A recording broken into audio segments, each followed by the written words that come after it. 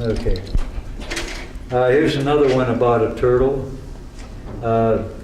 This turtle, he's the only creature living in this nice little pond. Pond's probably about the size of an average house. It's got cattails and weeds and growing and rocks, and it's got a little bank to sun himself on, and he's so happy at this pond and sunning himself there. I mean, this is his whole world, this pond. Well, winter is coming on. So, just like all turtles, he got to hibernate. So he goes underwater into the mud and hibernates for many months. And then he finally wakes up in the springtime, and he comes up to the surface, and this time it's a long way to get to the surface. It didn't used to be that deep. You know, it's way up there. So he finally gets up to the top, and his pond is now a lake, a small lake. The beach the bank where he used to sun himself is gone. The boulders are gone. It's just not the same world that he went to sleep in the wintertime. Came out, and it's so different, so large. What is going on? So then he finally sees this creature swimming over on the side of the lake. So he goes over there, and here's Mr. Beaver. Mr. Beaver built a dam of trees and branches, and it dammed up the water, so that's why the pond became a lake.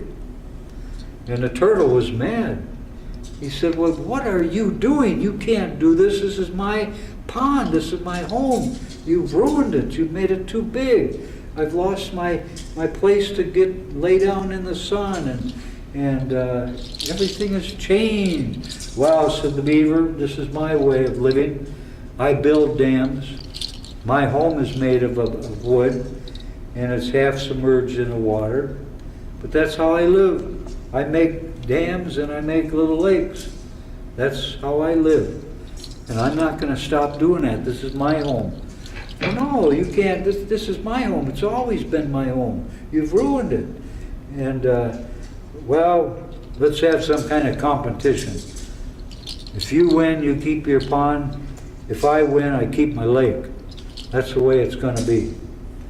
Well, the turtle didn't know. He didn't think he could swim as fast as a beaver, but he decided to give it a try. So they started out. They could see the other shore up there, maybe 500,000 feet, and so they started out. And just when they started to leave the land, you know, a beaver has a big flat tail. And they're the only animal that really has that kind of tail. And so the turtle thought, well, I know I can't beat him. I'm going to grab onto his tail.